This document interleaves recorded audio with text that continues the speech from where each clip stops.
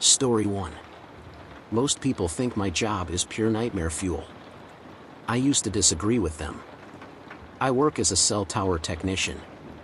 You've probably seen videos on YouTube of some guy clinging to the top of a metal tower in the middle of a huge empty nothing. That's me. It's about the best job you can get where I live without a high school diploma, and the only real source of entertainment to boot. As a perpetual screw-up with an appetite for adrenaline, I was basically a star candidate. Really, the only two requirements are a basic level of physical conditioning and a complete lack of fear, both of which I have. Or at least I thought I did. 2 weeks ago, the company I work for, who shall remain unnamed lest the corporate overlords find this post, sent me out to a job site about 50 miles out of town. Rarely do I have to cross state lines, but the tower in question was about as far out of the way as it gets. Big one, too. For 100-something odd feet, meant to bounce signals all the way across the Appalachian Mountains from one sleepy mining town to the next. That suited me fine. I prefer working where prying eyes won't see me for one reason: base jumping. For the uninitiated, base jumping entails throwing yourself off of a big object with a parachute on. You know, when you jumped off of the roof of your house as a 10-year-old with a blanket and broke your ankle and your stepdad came out and beat you with a belt before he drove you to the hospital? No? Maybe it's just me. Anyhow, base jumping is basically the grown-up version of that. Minus the broken ankle and the beating, hopefully. Luckily for me, secluded cell towers happen to be the perfect place for this kind of hobby. The morning I was supposed to head out, there was a fine mist sinking down into the hollers around where I lived. The locals call it moonshine weather, which translates to stay the hell inside and get drunk instead of go to work. As tempted as I was to do just that, I'd been hoping they'd send me out that way for months, and I couldn't pass up this opportunity. I should have trusted my gut. Instead, I brewed myself a shitty thermos of coffee, threw my gear into the back of my shitty Jeep, and well, you get the idea. I drove a few hours out to the site, fooling myself all the way that the weather would clear up soon and it would be a sunny climb all the way to the top. I'd packed my parachute along with my other gear. I used to bring a GoPro along, until I realized that recording the sort of behavior that would give an OSHA rep an aneurysm probably isn't smart. I can be smart when I remember to. Anyway, I parked my Jeep outside the fence around the tower and typed the code into the electronic gate. Someone had strung razor wire over the top of it, but I doubted anyone visited much, and the wire was crumbling in places. I figured anyone who really wanted to wouldn't find it hard to bypass. My suspicions were confirmed as I drove past the tiny maintenance shed sitting on the corner of the lot and found every inch of the corrugated metal covered in graffiti. I admired it as I opened the padlock and retrieved one of the bulbs from inside. The work order said this tower needed an aircraft warning light replaced. You know, those blinking red lights that let you know there's a giant tower out there in the dark. I took one from a dusty shelf and tucked it into my rucksack, threw on my climbing rig, checked my chute one last time, and started the climb. The start of a climb is always boring. One hand over the other, rung by rung. You're almost impatient waiting for that thrill that comes with dangling hundreds of feet above the earth. Or at least I was. But you have to pace yourself. A fall from 30 feet can be just as fatal as a fall from 400, and if I was going to go out, I knew which one I'd rather take. Most of the time you'll see tower climbers clipping a carabiner to each rung to fasten themselves in place as they go. I don't bother with that unless it's a windy day. It wasn't. In fact, the air seemed unnaturally still as I climbed. If I were a wiser man, I might have paid more attention to the prickle at the back of my neck or the sense of foreboding in my gut. But as you've probably guessed, I am not, so I didn't. Instead, I chalked it up to coffee jitters and doubled my pace. Probably just needed to take a leak. Have you ever pissed off of a 400-foot tall object? It's just as awesome as it sounds. I was around halfway up when I realized that the fog around me had grown more dense rather than less, which was strange. Usually when you get a bit of height and the sun starts to burn away the mist, you can see just fine. Typically it's all but gone by 2 p.m., leaving you free and clear to jump from the top. I'd already picked out a nice little meadow to the southeast of the tower where I could land and have an easy hike back to the Jeep.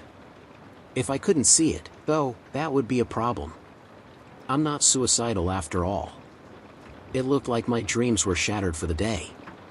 The fog around me was so dense now that if I hadn't known better I would have thought a storm was rolling in. But the weather forecast hadn't mentioned any chance of a storm, and there was still no wind. It was strangely silent, except for the dull ring of my boots on the rungs and my own breath in my ears. I paused to take a break. Around halfway up there are altitude markers painted on the cell tower so you can mark how far you've come, and I'd just passed 150 feet. Clipping a carabiner onto the rung above me for the first time that day, I leaned back and stretched, enjoying the feeling of weightlessness. I glanced down, something the veteran climbers tell you never to do, and that's when I saw it. Down below me, shrouded in mist, a shape clung to the side of the tower. I say shape because I didn't get a clear look at it. Just a shadow, maybe 100 feet below. So far away that I couldn't really even tell if it was moving. The fuck? Now I know I'm not Shakespeare, but I doubted old Bill would have reacted any differently than I did. I mean, why would anyone be climbing a cell tower in backwoods Appalachia on a day like this? Anyone besides me, that is. My first thought was that it was one of the graffiti artists who, finding their skills limited by the canvas of the old maintenance shed, had grown the balls to climb the tower and add a little color to the gray steel. Good on them. Might make for a bit of an awkward meeting when they caught up to me, but I wasn't about to call the cops or anything. I even debated hanging around until they got a little closer, but decided against it. That was my first and only good decision that day. Probably the one that saved my life. I kept climbing, reasoning that if my fellow climber made it to the top while I was still around, I'd congratulate them on their courage and ask them nicely to paint over one of the lights so that the company would send me out here in a month or two and I could get my jump on. I reached the 200-foot mark and took another break, feeling the cool wet air on my cheek, scratching under my thick beanie.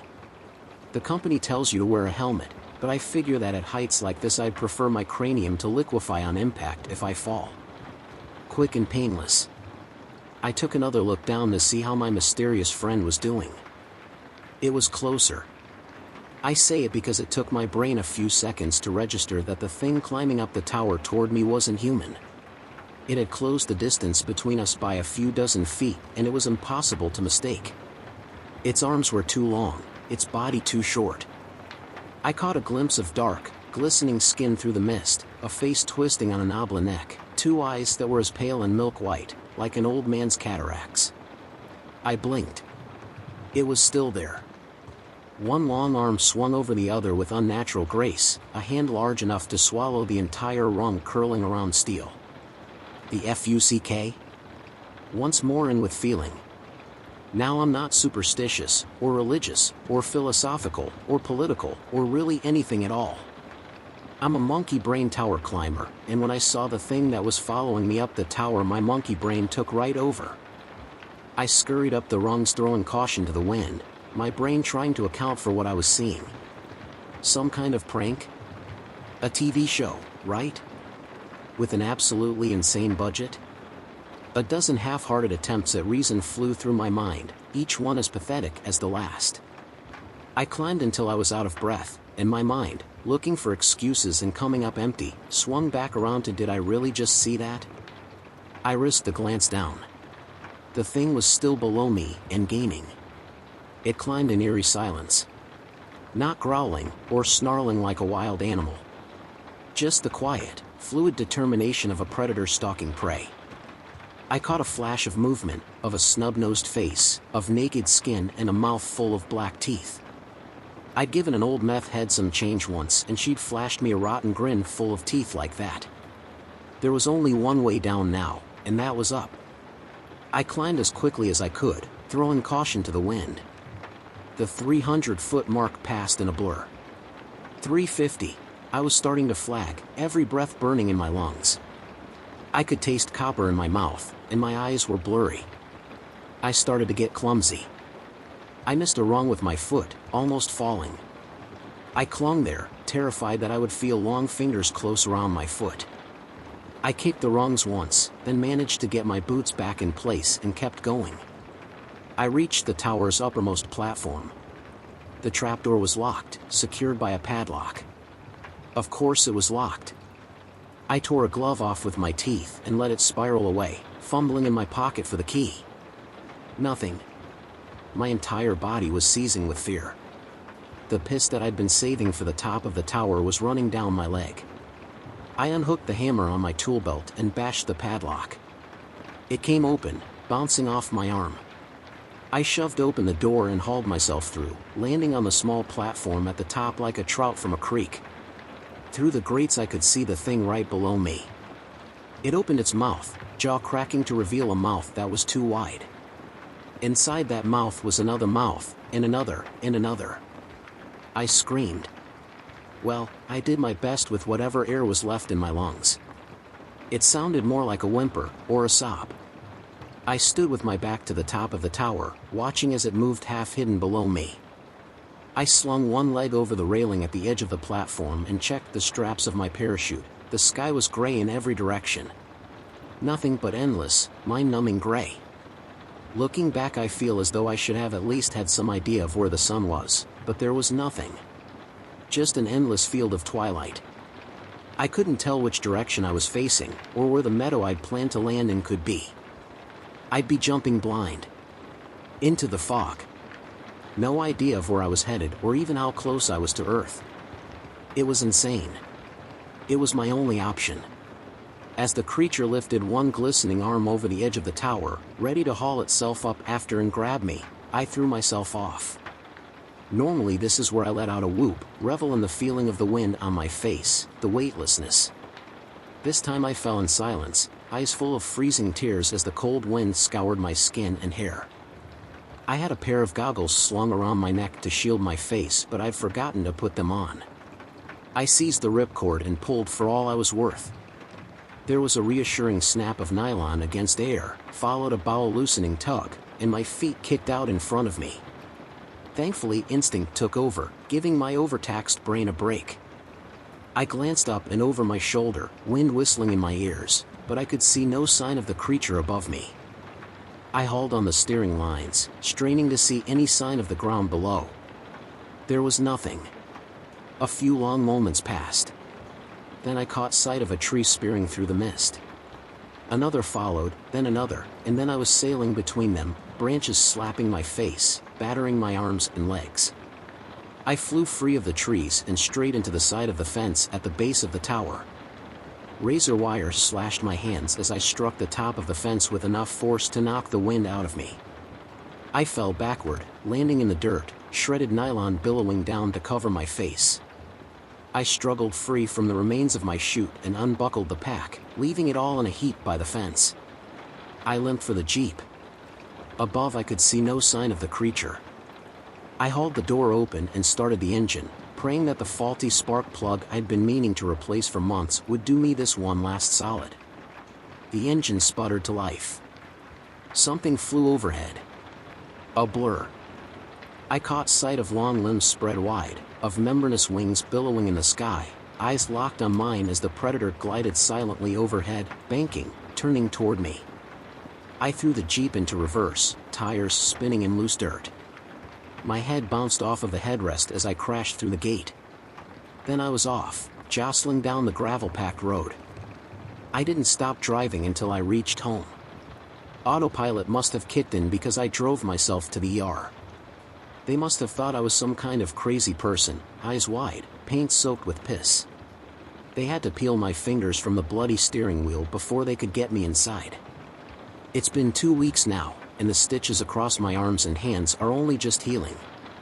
I'll have the scars for the rest of my life. I'm writing this with the doors locked and my stepdad's old 12-gauge leaned against the desk next to me.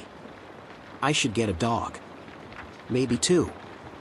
The mist is back, and somehow the mountains just don't seem as safe as they used to. The screen of my phone just lit up. A text from the company. Another job. Another site. I don't think I'll answer. Story 2. 911 Nightmare. I work nights as a 911 dispatcher. I've been doing this for almost 5 years, which means I'm committed to my job. The usual career lifespan of a dispatcher is 2 years, if that gives you any perspective. Typically we get burnout from the stress and overtime. Nowadays it's typical to work 12-hour shifts and have mandatory overtime at least one night a week, or have your days stretched to 16 hours if it's needed. I work in a large county in Texas and I work 6 p.m. to 6 a.m. We require 2 dispatchers to be on duty until 11 p.m., which is when we usually die down. We dispatch for police, fire, EMS, and also answer 911 and administrative calls. This all started a few months ago. I'd been receiving calls from a 911 disconnected phone, phones that don't have service anymore that can still call out to 911 if there's a battery in it, but you can't call back. They come up on our system 911, 123, 4567. The 7 digits after are part of the phone's serial number, so you can call the phone company and identify the phone if they call 911 and you need information. On 911 phones, the companies can't give you GPS, they can only give you subscriber information, if they have any. We usually keep a written log on these when they call in, just in case they call multiple times, which is how I started noticing a pattern. Every Tuesday I got a call from the same disconnected phone. It took me a while to notice it, but on the 3rd time I got the call I recognized the pattern. I checked in our logbook and verified it was the same number, and it had called at 3 a.m. the previous 2 Tuesdays I had worked. I hadn't worked the Tuesday the week before and the number hadn't called, which I found weird. I made a mental note on the number in time to see if it called the next Tuesday that I worked. So far on the calls they just dialed, let it ring once, and disconnected. I got called in for overtime the next Tuesday because someone had called out. It was a pretty slow night, which was typical for a Tuesday. I made a mental note about the call, but as time wore on and my partner left at 11, I slowly forgot. The office was dead until 3 a.m. when I got another call. I looked at the clock and suddenly remembered. I let the phone ring twice before I answered, which didn't fit in with the previous that were all one ring before. Maybe it wasn't the same number. As I answered the phone, my hand shook with adrenaline. I took one look at the caller ID and recognized it. It was the same 911 number. I answered the phone. 911, what is the address of your emergency? Click. The other person disconnected. Immediately, the phone rang again and I answered, wondering if it was the same number. It turned out to be a domestic in progress with an assault, so I was pretty busy and pushed the call from my mind. I had the next week off for a vacation. I went to visit some family near Dallas and thankfully I didn't get called into work the Tuesday after that one. I'd mentioned the call to my aunt, who I'd seen in Dallas, and she said that it was pretty weird but probably nothing to worry about, but it was definitely on my mind when I went in that Tuesday. I checked the log as soon as I got in and there weren't any other calls from the number. This Tuesday, time was inching by about as fast as the sea turns a rock to sand. 11 p.m. to 3 a.m. felt like an eternity. Not a single call came in. Not a single unit keyed up on the radio. I felt like I was possibly on a different planet. Finally, 3 a.m. came around and I knew I was still here on Earth in the middle of nowhere, Texas, because the phone rang. And rang again. And a 3rd time. I was frozen in place, wondering if I should answer. It rang again. Finally the dispatcher in me kicked in and I answered, ready for whatever the call was. As I answered, it was the same number. I gulped and somehow managed to get out. 911, what is the address of your emergency? I could hear something in the background. It was faint, but I could hear someone breathing. Hello? If you have an emergency, press a button on your dial pad. Silence. Beep. A million thoughts went through my mind at the time. Oh God, what is this person going through? What if they've been kidnapped? What if it's an elderly person who fell and can't get up? What if it's someone who had a stroke and can't talk? In dispatch, I'm paid to have what ifs, and I'm paid to think. I ruled all of those out in about half a second and about kicked myself in the face for thinking that. Caller, are you able to dash 111, South Deering Street? Click. We don't have a Deering Street in our county, but that address sounded familiar to me. I pull out our handy list of cell phone provider numbers and call AT&T to see if they could give me any information on the number, since I now had cause. You have to have cause to do searches to get information on phone numbers.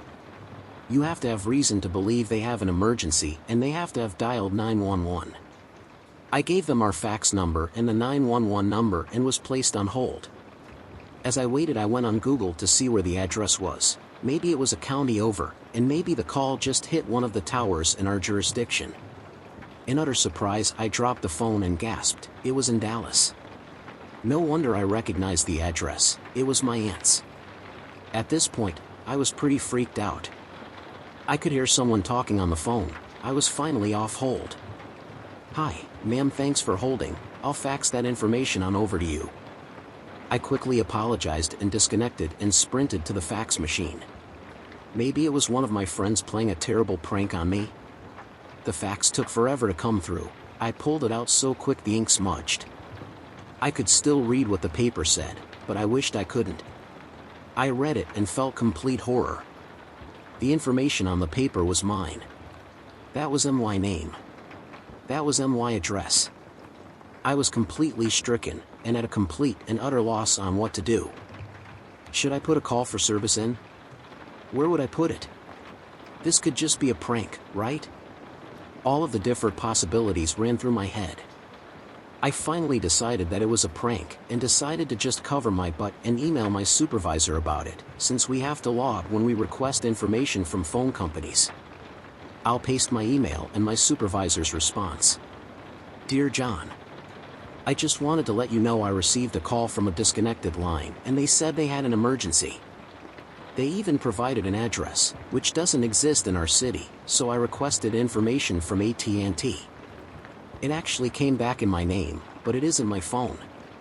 My best guess is someone is pulling a prank on me, maybe one of the deputies, you know how they are.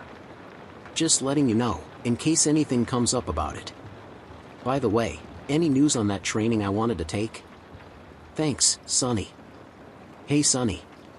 Sorry for the late reply, but you're off until Friday anyways. The training is a go, someone else is covering your OT. Thanks for letting me know about that. I doubt anything will come up. It probably is the deputies goofing off. You know how they are over there. I'll head over there next chance I get and give them the lowdown. John Smith, Communicators Manager. OT equals overtime." This assuaged my fears and I pushed at the back of my mind again. This is where we get to today. It's still Tuesday for me. Technically it's Wednesday, but I haven't slept yet. I went into work and it was actually pretty busy, and by the time 6 a.m. rolled around I didn't get a call from the number. I breathed a sigh of relief. John talked some sense into those deputies. I made small talk with my relief, packed up my things and left. I live by myself in a rural area with no neighbors for miles, and that's how I like it. I can play music as loud as I want, sing horribly at the top of my lungs, and best of all walk around pantless all day without worrying about the neighbors. I pulled into my driveway, and as I neared my house I realized the light in my bedroom was on.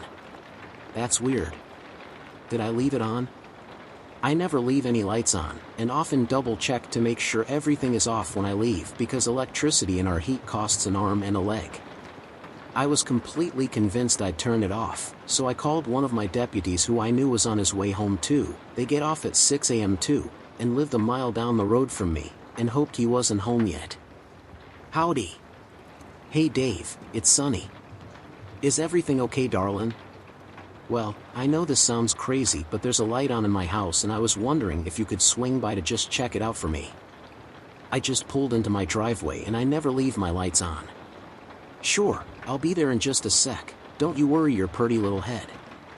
Dave is a very sweet guy. He's older and has worked with the department for 32 years. I was relieved when he said he'd check it out for me, and true to his word he was at my house in record time, less than a minute from when we disconnected. I'll keep it short, but he checked my house for me, and he didn't find anything. We laughed about it and I conceded I probably just forgot to turn it off. He tipped his hat to me and left. I went inside and started preparing for bed. My nightly ritual is to take a shower, so I hopped into the one that's connected to my bedroom. I enjoyed a nice long hot shower and felt the stress melt with the water. As I stepped out and dried my face, I literally fell to the ground in fear. Someone had drawn on my mirror 3 so that when I took a shower, it would show up when there was steam built up in the bathroom. At this point I was completely freaked out, and I still am. Got dressed, called a friend and skedaddled. I called Georgia, the girl who normally stays with me until 11 p.m. I sped over to her house and was a complete wreck. I told her what had been happening, and that someone had been in my house. I started crying and Georgia comforted me. "Girl, it's okay. Go up to the sheriff's office and file a report. You need to get this out there. This is some pretty creepy stalker shit. You go file the report, and come back here right after. I'll make you some of those frozen cookies, and we can each have a bottle of wine." She handed me a tissue. I blew my nose and nodded. I drove over to the office and filed a report. I could tell the deputy thought I was just some crazy dispatcher who's paranoid and seeing things, probably just tired from all the overtime I've been working, or just looking for attention. I could see why he thought those things. I mean, we see that every day. But I'm not crazy. I know this is happening. Right after I filed the report, I drove back to Georgia's. I knew right away something was wrong. The window by her front door was busted. I immediately called 911, gave the address, and rushed into the house. I could feel hysteria setting in, but pushed it back. I had to find Georgia and make sure she was okay. "Georgia? Georgia?" I yelled and moved through the house looking for her. I could smell cookies burning in the oven. The kitchen is in the back of the house, so I got there last. The back door was wide open and there was stuff everywhere all over the floor. There had obviously been a scuffle. I could hear sirens approaching. I went back to the front yard and waited. I told them everything and was there for about 2 hours. They told me to go home and wait until they called. I'm here now. Waiting. Locked in my guest room, because someone has been in my room, my bathroom. I'm writing this to see if you guys have any advice. I don't know what to do. I think that they're thinking I had something to do with George's disappearance. I'm sorry if I made any typos. I've written this all in a hurry and I don't know. I'm scared. Story 3. My ancestry results are my worst nightmare. I've got to get the usual questions answered for you before I can fully explain my situation. I was adopted when I was around 18 months old through an agency that works through the Estonian government. There was literally no known facts about either one of my biological parents besides a very small leather pouch with some sort of granular substance in it that I was told my biological mother insisted vehemently that I keep possession of. It came with a note that instructed that I should wear it until it hurts me. My adoptive parents considered it the ramblings of a troubled young woman and put it into storage until I was old enough to decide what to do with it. My adopted parents were about as American gets. Dad was a construction contractor for big projects in Chicago and Mom was a school teacher. We lived in an outer suburb of Chicago that was as pleasant and safe as you'd expect. If I were to complain in any way, shape, or form about my upbringing, I would be an entitled dimwit. As much as I hate to say it, my childhood was perfect. My parents loved me. I never went without a need or even a want, and my future was pretty secure by the time I left the nest. My parents will always be the parents I believe I was meant to have. The reason behind my sudden interest in my genealogy is more of a medical issue. You see, I was in year 3 of my bachelor's in architecture when the episode started. One minute I was presenting blueprints for my class assignment, and the next thing you know, I woke up in an emergency room to the murmurs of nurses calling for more blood. After several tests for leukemia and iron deficiencies, or simply any disease related to blood, there was still no answer to why my blood pressure and levels seemingly vanished into thin air. The doctor, while trying to make things lighthearted, joked that I must just need more of it than most people. After 4 months of several more attempts with supplements and immune boosters, I was eventually sent home from school and given the option to complete my degree through online classes. I had passed out so many times and awoken to blood transfusions that the college staff deemed in-person classes for me to be a hazard to myself and others around campus. My parents wanted me to move back in with them, but I pleaded for their assistance with getting an apartment for myself. I needed to feel like a progression forward in life was still possible. They agreed to this if I agreed to wear one of those heart monitoring bracelets. Once settled into my new place, I continued in my studies, but I had another mission in mind. If the doctors couldn't find any answers, then my problem had to be genetic, so I signed up with every genealogy service in existence and sent in my samples. In the meantime, my condition got worse. Twice my parents had rushed me to the ER for more transfusions, but my recovery times were getting longer and longer. And then the dreams started. The first one started out as seeing myself 10 years from now with a wife, a house down the street from my parents, and a couple of kids. The next thing I knew, the entire neighborhood was engulfed in flames and darkness, and my bride was screaming and pleading with me to stop as I looked down and realized I was completely soaked in blood.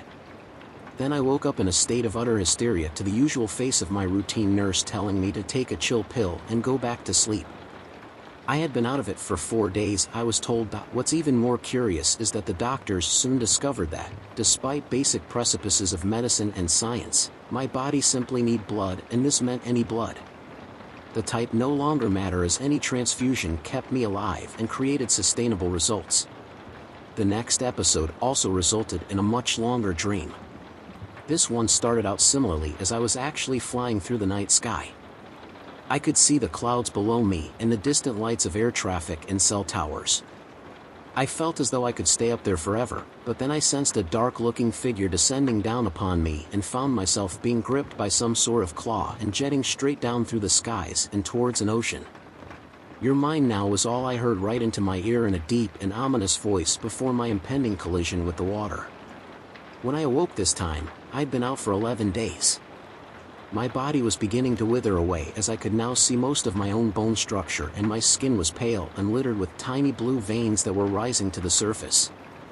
My eyes had become so sensitive to natural light that I needed my room to remain curtained at all times. My parents and I wept together on afternoon because we all knew where this was headed, and there was no hope given by the doctors. When it became evident that my hospital bed would now be my eventual coffin, my parents brought me my laptop and usual paraphernalia from home. I insisted on continuing my studies because, at this point, it's all I had.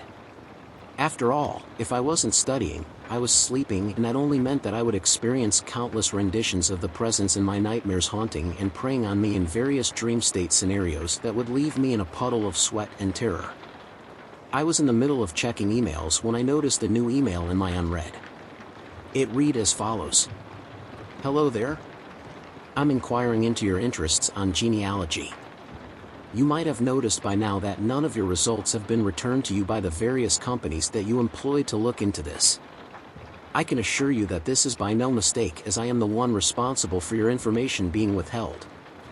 I am a powerful man with means that are beyond your limited comprehension, and my ability to infiltrate or alter information, anywhere and anytime, is endless. You see, I had a son, the only son I've ever known in my long life, but he was taken from me by his mother a little over 19 years ago. Somehow, with all my means, I was unable to track him down, even after I reconvened with his mother. Given your very unique blood markers, I feel it's safe to say that you are that son that I've longed for. I must also assume that you might be at death's doorsteps given our unique family characteristics. Just know that I will be with you soon, and not only will I be able to help you recover from your current state, but eventually you'll come to find your true potential and conquer this world in your own way. See you soon, my son. Mr. DeVille." I didn't have long to think about this when the hospital alarms sounded. Assuming it to be a fire outbreak, nurses were yelling and carting people every which way before the screams started. First from a few floors down and eventually just below us. The screams were guttural and will likely etch into my memory until I'm gone from this life. I tried to scramble out of bed, but all I managed to do was knock the box of my personal items off of the nightstand next to me. That's when I noticed it for the first time in a long time, laying there on the floor. It was the pouch my biological mother had sent with me, and it was spilled out on the floor.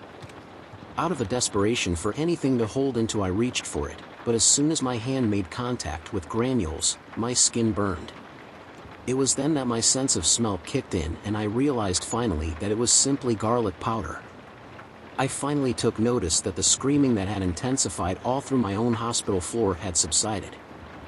Only the sounds of one casual stride of footsteps could be heard as someone approached my room, paused for a second in front of the door. Blood began to pool from the hallway and into my room as the door slowly swung open. "It's time to face your destiny, my son,"